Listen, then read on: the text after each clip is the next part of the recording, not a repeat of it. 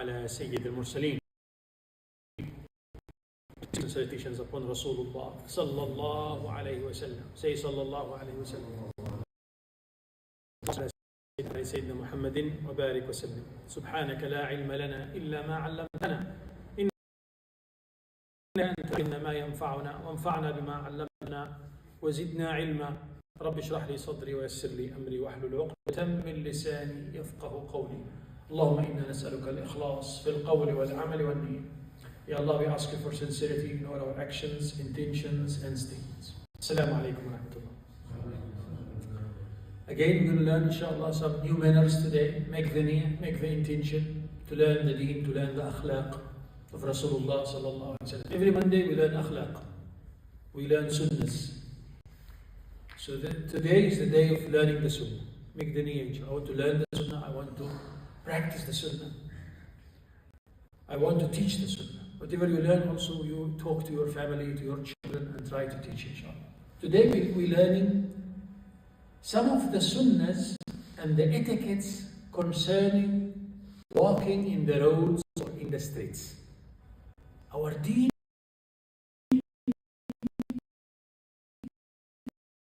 recognizes every aspect of life.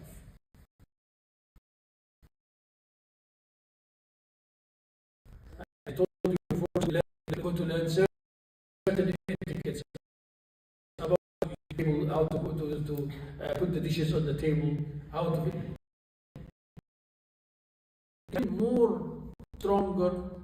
more stronger akhlaq, and especially if you learn them from Rasulullah sallallahu alaihi wasallam and from the Quran. Right. So there are certain adab and certain akhlaqiyat when you are in the street or when you are on the road. And most of our time also we are on the road. All of us, we're not just sitting at home all the time. Sometimes we are on the road. We are in the streets. We are walking in the malls. We are walking in the shopping centers. So we need to keep these etiquettes in our minds, these sunnahs of Rasulullah sallallahu alaihi wasallam in our minds. We want to learn today. Fortunately, there is a hadith of your Nabi Muhammad sallallahu alayhi wa sallam specifically where he spoke about the etiquette of the road. He mentioned some of them. And then we'll move on to the Quran to get also some other etiquette. تكميلا. قال صلى الله عليه وسلم إياكم والجلوس في الطرقات. قالوا يا رسول الله ما لنا من مجالسنا من بد. قال فإن أبيتم فأعطوا الطريق حقه. قالوا وما حق الطريق يا رسول الله؟ قال غض البصر وكف الأذى ورد السلام وأمر بالمعروف ونهي عن المنكر. Let us analyze some of the meanings of this hadith. He said, be aware of sitting on the roads.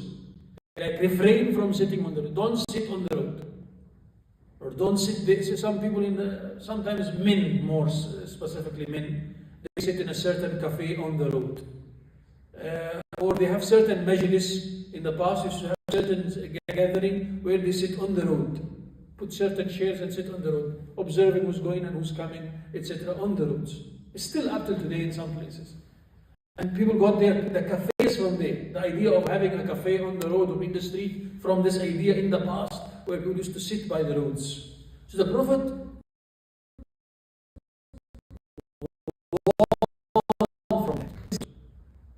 if the cafe is inside or something, it's okay. But then on the road, on the street, you're watching everyone that's coming and going in, etc. And now there's restaurants also, these things on the road.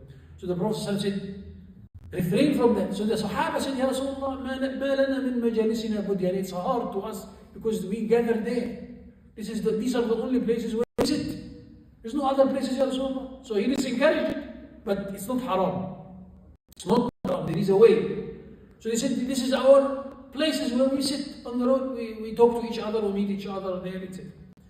So he said, sallallahu alaihi wasallam, فَإِنْ أَبَيْتُمْ if you dislike that, if you are not able to or in the streets or cafes, etc. فَأَعْطُوا الطَّرِيقَ حَقَّهَا. The rights of the road. And he mentioned, open the brackets and he mentioned some of them. Right. He said, number one, he said, وَمَا حَقُّ الطَّرِيقِ, what are the etiquettes of the street? He said, غَضُّ الْبَصَرِ. Number one, lower your gaze. For males or for females. Lower your gaze. Don't look at haram scenes. Someone is not wearing a proper clothes and moving inside, and that person look with lustful eyes. It's not allowed. You're supposed to lower your gaze. It might be very difficult. That's why he said in the beginning,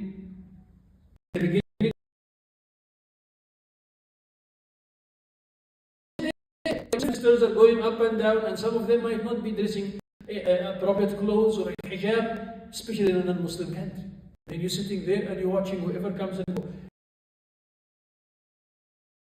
I'm just trying to, especially the youth, to make you understand how it will affect your marriage. Moving in the streets, and you compare her to your wife.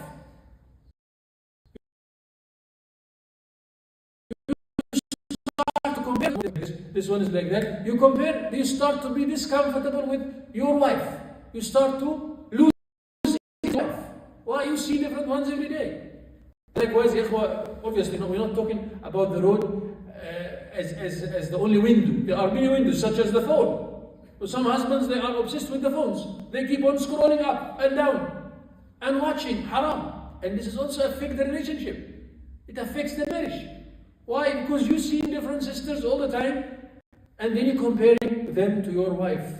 Those who you're seeing them adorning themselves or putting filters or doing all of what the women are doing, and then you come and compare, and then you become dissatisfied with your own wife, and then marital problems happen because of that. No, lower your gaze, the Prophet said. Ghaddul basar, lower your gaze. If you're not able to do it, then rather don't go sit there. So this is from males to females, generally speaking, but also from females, even from females to males. So one day, a person came who was a blind. That blind came to enter Rasulullah sallallahu alaihi wasallam. So when he came to enter Rasulullah sahabi, so the wives of Rasulullah were around him. So then, go inside. He told the female, go inside. He said, Ya Rasulullah, innahu a'ma. He's a blind. He can't see us. So he said, أَفَعَمْ يَاوَانِ أَنْتُمَا. And what about you? Are you also blind? He spoke to his own wife. His own wife. He said, he's blind, he can't see you. But you're not blind, you will be able to look at him. So he did not like that. That even from the female side to the male side, also lower your gaze.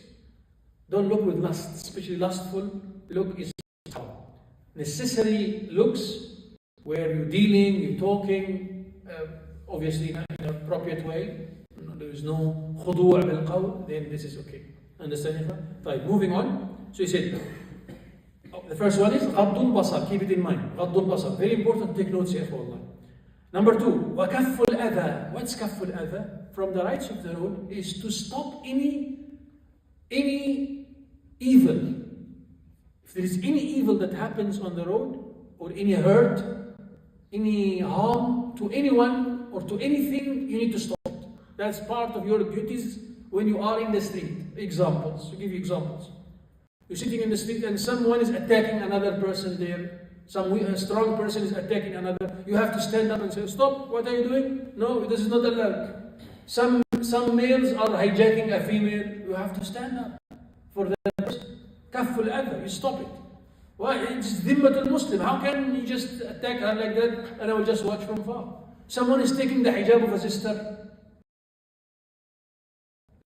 How can I for that?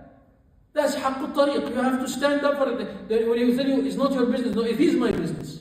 The Prophet ﷺ said, kafful adha, you have to stop it. You can't just sit and relax and watch your brother is being oppressed or someone stealing another. And it's not my business. You have to stop that if you have the capacity to stop it. If you have the capacity, understand? So, what else examples? We said any harm, such someone. It's your duty as the Muslim to stop and to try and help. If there's not dangerous area or not dangerous on you, and sometimes the place is dangerous, and sometimes we'll do this as a trick to trick you to stop, and then they attack you. If you see the person is a Muslim person and he got his family with him, and he got a puncture there, who's going to stop for him if I'm not going to stop for him? Kaful adha. You need to help him here in this situation. You are the one who need to stand with him and help him, because you also want someone to stop for you one day to help you with it. That kaful adha is not only related to humans. Don't think it's only to humans. Even to animals, even to birds, even to any creation of Allah who's suffering. You're driving or you're moving in the street or on the road, a cat is trapped somewhere. A gazelle is trapped somewhere. You need to relieve that. You need to do your effort as a Muslim whose job is to serve Allah by making sure that the earth is a suitable place for living and a better place for living. So that's your task as the servant of Allah. If the servant of Allah won't do it, who will do it? We read Surah Al-Kahf, right? Every Friday we read Surah Al-Kahf, and we see the story of Sayyidina Al-Khadr with Sayyidina Musa. What was Sayyidina Al-Khadr doing? He was walking all the time and fixing. He found a ship and he started piercing the ship because there was a king there that will take the ship. He saw a wall that's going to fall down, and under the wall there is a treasure. He started to re-establish the wall. That should be your job too. Allah mentions the servants of Allah. That's why when Allah spoke about Sayyidina Al-Khadr in the Quran, He said, فَوَجَدَ عَبْدًا مِنْ عِبَادِنَا. He said, Musa alayhi salam found عَبْدًا مِنْ عِبَادِنَا, a servant from our servants. So he was serving Allah. And you are servants of Allah. All of you are servants of Allah. All of you are supposed to be servants of Allah. You're supposed to serve Allah. Worship Allah. This is the meaning of worship. The meaning of worship is that I'm doing all. Why our brothers and sisters in Africa or in Myanmar is suffering? Why? You're supposed to make the change. Allah's putting you to make the change. It's not the other way around. Allah's testing you, not you testing Allah to make a change. Why this person doesn't have a job? Why Allah doesn't help him and give him a job? You're supposed to look for him for a job. Why this animal is suffering? You're supposed to make sure that it's not suffering. Why? Because you are the Khalifa of Allah on earth. You are the servant of Allah on earth. You are the one who's supposed to make a change around. So every day in the morning you wake up, what I'm going to be doing today? How I'm going to fix the earth today? Oh, my mother is having an issue.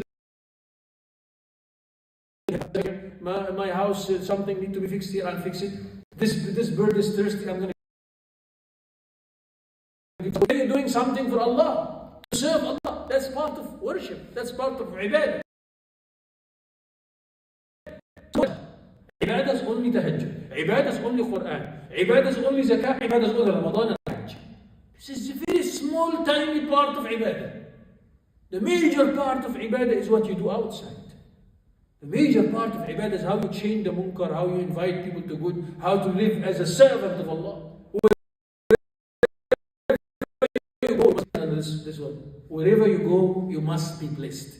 If the Muslim is not going to change, who's going to change? You're the one to change. You're the one who's supposed to change. You understand? So keep this in mind. إِذَا قِيلَ مَنِ الْفَتَى قُلْتُ أَنَا ذَا. If it is said, who's the man? The Muslim must say, I am the man. I am the one for it. I am the servant of Allah. That's why Sayyidina ibn Amr radiallahu anhu, one of the Sahaba, he was sent by Sayyidina Sa'd ibn Abi Waqqas radiallahu anhu to go to approach Rustum, the Persian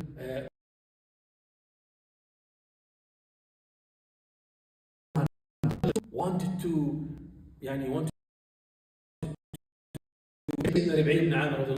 make sure to show him how strong we are. You know, sometimes armies to terrorize the other enemies, to terrorize them. So what do? They put rockets together. Sometimes you see countries doing that. They want the military show off or something. So how much they have and how big their troops are. So Rustum wanted to do that. So he wanted to impress him. So sure, bring the artillery here, bring this here, bring that here, and golden carpets. And when he comes, you know. So then Sayyidina ibn Amr is coming, and he got no shield with him. He only got a spear with him, and only got his shoes and torn clothes. His clothes are torn. A simple man walking with a spear. And he looked from far, he saw him coming in. Who's that? Is this the ambassador of the Muslims? Yes, this is the ambassador of the Muslims coming to him. And Sayyidina ibn Amr noticed that they are doing some show off for him. So as he as he stepped on the golden carpets of Kisra, and it was the Persian Empire was like like we have Russia and America, it was like that. The Persian and Rome, both of them were the greatest empires of the time. So, Sayyidina Rabi'in now passing by, golden carpets. Up till today, Iran has the best carpets in the world. Iran, Afghanistan, they got very expensive carpets. So he came and he started piercing the carpets. He started piercing the carpets with the spear until he reached, and obviously this angered Rustum. It angered Rustum. He said, how dare you come here? Persia? How dare you challenge Persia? Who are you to come here? So he said,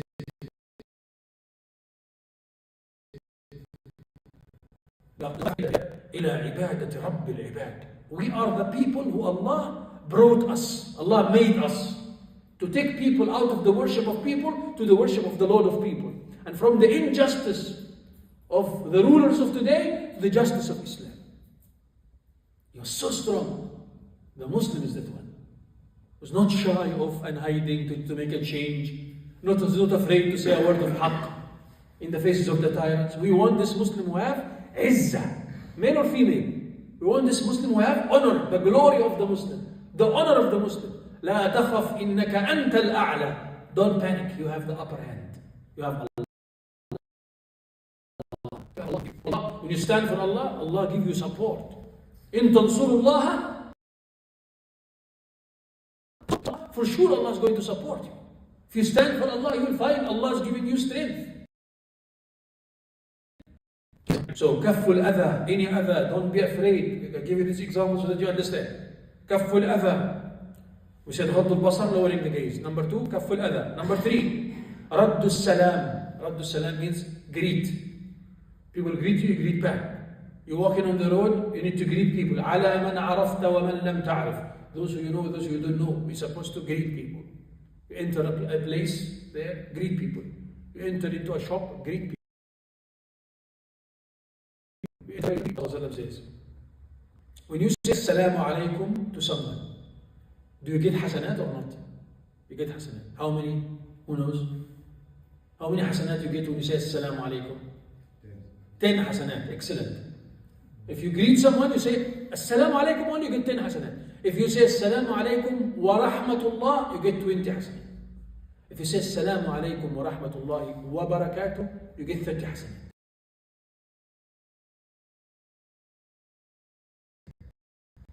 So he went to the souk, to the mall, right? So he goes there, people are, congestion.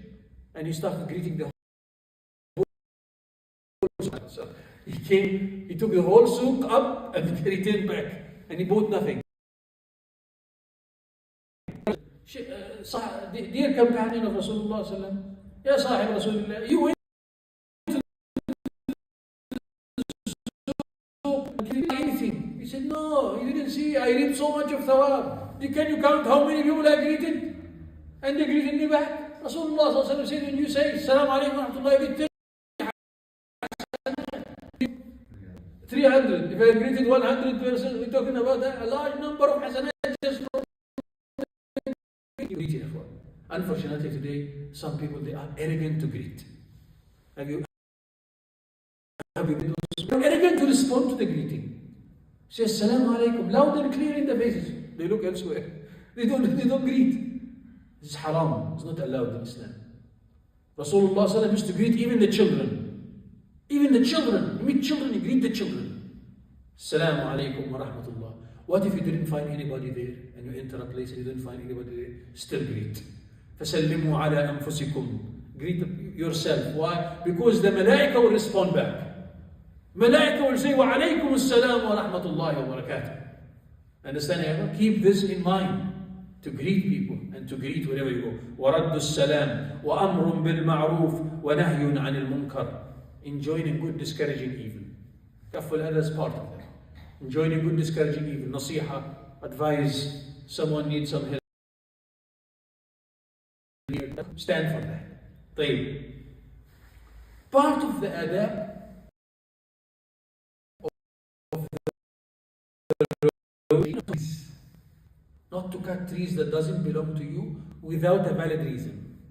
It's not allowed in Islam to go and play with the plantation and start cutting the plantation and we have so many beautiful nature, alhamdulillah. Try to keep the nature, try to keep you litter around and you throw garbage here and you throw bottles around. Make sure the place is neat and beautiful. More neat and beautiful than how it used to be. Sometimes we go in picnics, we go gardens here, we go. Make sure the place is neat. Don't let people look at you and say, see, look at these Muslims. They are untidy. They are not clean. They throw things behind. They're waiting for someone to clean after them.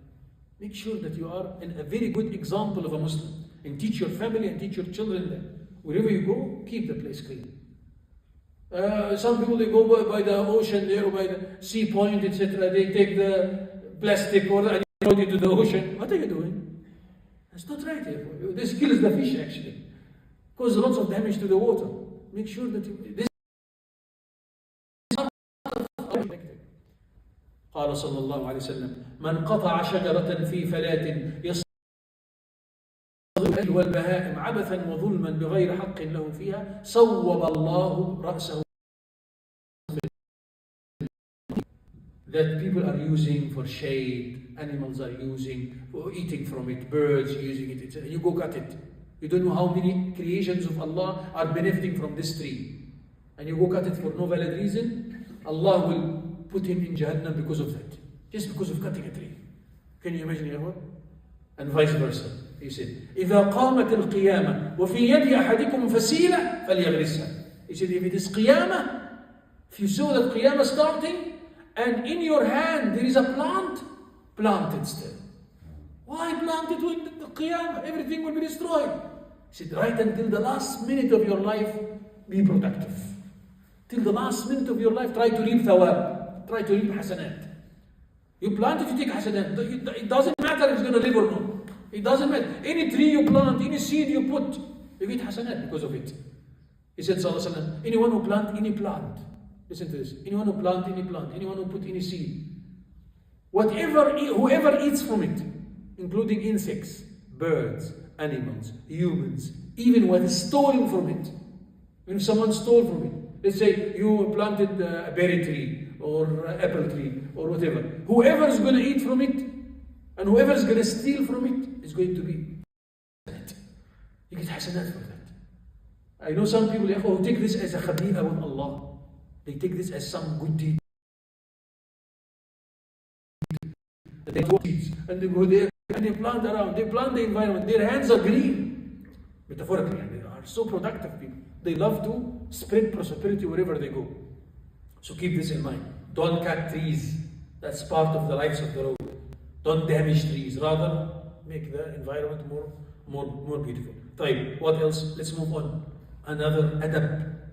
Speak softly, especially on the roads and in the streets. Unfortunately, we see people walking in the streets sometimes, laughing loud and talking loud, and there are people around sleeping in the houses, and children and the babies they wake up frightened. Why? Someone is talking to his friend in the street, outside, but inside the houses, people are frightened because they are laughing so loud, or they are talking to each other so loud.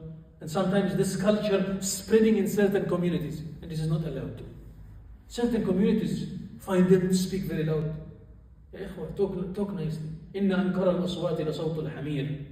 Allah says the most detestable voices, the voices of the donkeys. Why? Because so loud. Make sure to speak soft. People can still hear you. As long as the person can still hear you, it's fine. Don't laugh too much and so loud, and don't talk so loud, especially in the streets and in the roads. Part of the adab, you mustn't cut the road. Some people cut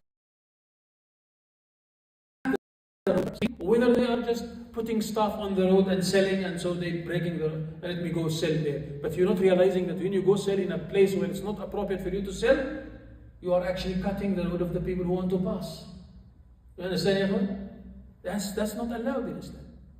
Part of the adab is to make sure you don't take the haqq of others. You don't take the haqq of others. So this takes us to other etiquettes, that's respecting the the traffic rules. Respect the traffic rules. There are traffic rules. Don't try to act smart and move on. If it is red, it is red. If it is yellow, it's yellow. If it is there a stop sign, stop by the stop sign. If you move and you kill someone, you will be guilty. You will be guilty because you did not respect the rules. There are rules there and you were supposed to stop. You didn't stop. You didn't stop. Don't be a killer. That's part of the adab of the Islam, is to respect the rules. That's organize things. Don't break that. طيب. Part of the adab, إرشاد التائه. What is إرشاد التائه? This came in the hadith of Rasulullah sallallahu alaihi wasallam. If someone is lost on the road. Obviously, many of us, we got lost on the road sometimes. We wish for someone to help us. Before maps and GPS and all these things. But even when there is some people that don't have the phones with them, say, where is that street? Stop to help him. Take him with you to help him. Drive behind me. I still remember someone one day, 2007 or something, I got lost in Johannesburg and someone said, do you drive behind me? He took me like for a long distance. He said, no, I just came to show you. And he's a non-Muslim. Just came to show you the road. That's all. A safe place, so I was afraid for you. So you drive behind me. Distance just to show me the road. We're supposed to do that. Irshad al-Ta'i. Someone can't find his place, etc. You take, and your ajr is upon Allah. Your reward is upon Allah subhanahu wa ta'ala. Understand? Lastly, I know you're tired. Helping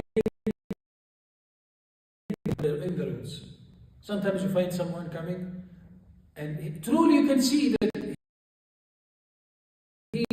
I don't have money, wallah, something happened to me. I lost my wallet, or some crooks stole me and I don't have money to go back home.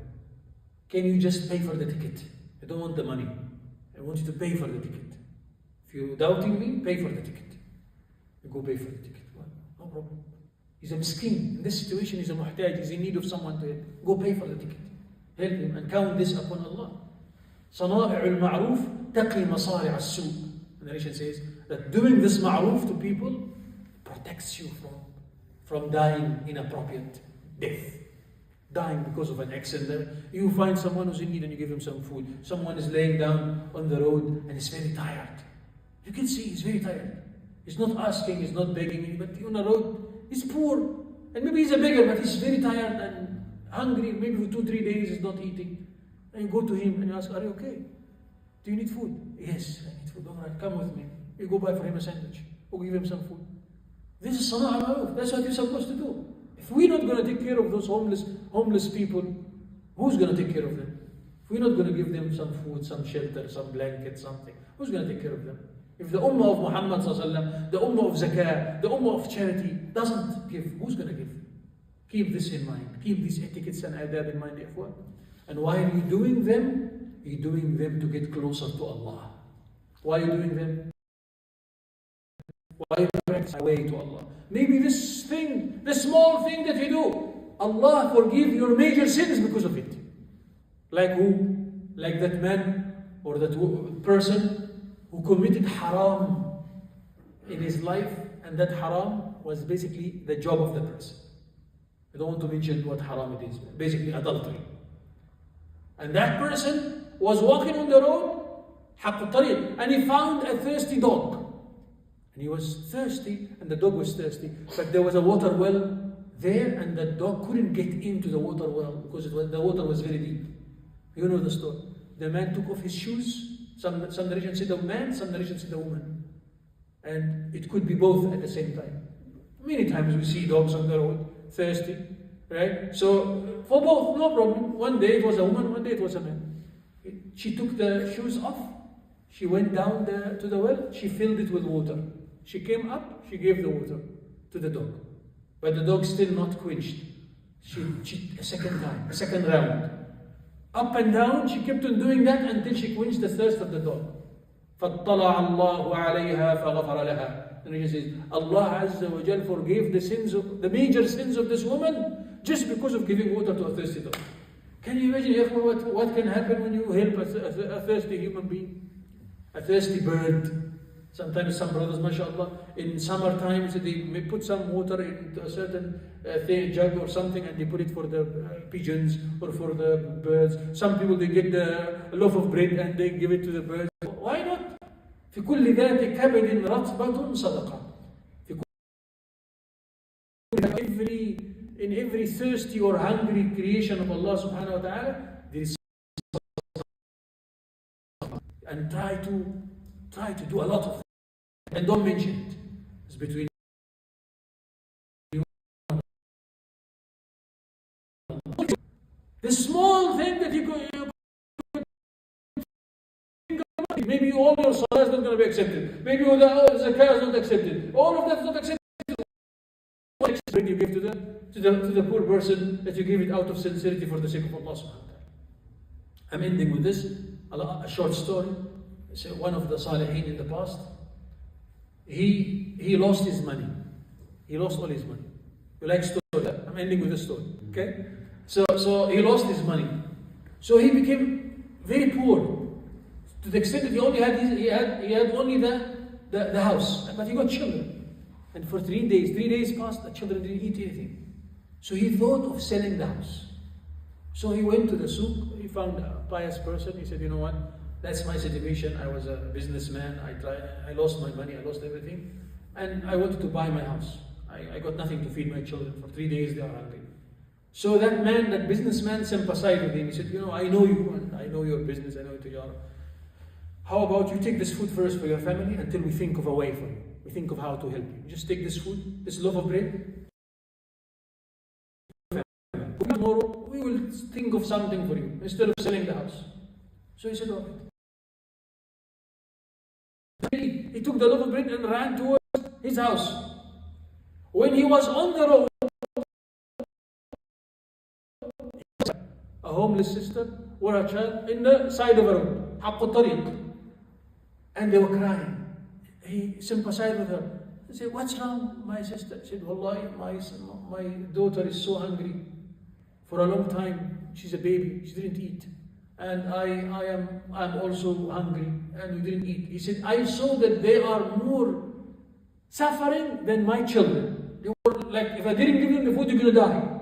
I felt that. And I looked at the eyes of the child, I saw the child is gazing at the loaf of bread in my hand. To the extent that I couldn't hold myself, I just pushed the loaf to them. The loaf of bread. Forgetting that my children also need food. So I gave them the loaf of bread. He said, as soon as they took it, they split it and they started eating it while so happy and making dua for me. He said, after that I realized that I gave them that, I got nothing. So he said, I walked for a while and I'm very tired. And I stopped. Before I go to my house, I didn't go to my house, I just stopped on the road, I fell down. I sat next to the wall of a house, on the road. Same like that sister. He said, after a while, that businessman came across. And he said, Abu Bakr, his name is Abu Bakr, you're sitting here and you don't know what is waiting for you by your house. He said, what? He said, go to your house, you'll see there. Something is waiting for you. So he went, he found a lot of animals and so many things. A whole caravan, waiting by his house in the street. So that man who owns the caravan said, where is your father? He said, my father passed away. He said, you are the only inheritor? He said, yes. He said, you know, I took money from your father 20 years ago. And I did tijara with this money. Your father's money was my partner. And your father is gone and I forgot where is he. I didn't know where is he. I couldn't find him. I looked for him, I couldn't find him. And this tijara, all this caravan is the haqq of your father. The whole caravan with the money, with the animals, everything is yours.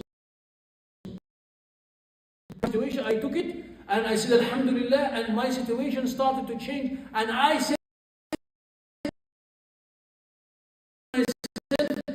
he said, for sure this is because of the loaf of bread that I gave to the woman. So he said, I went immediately and checked where is that woman.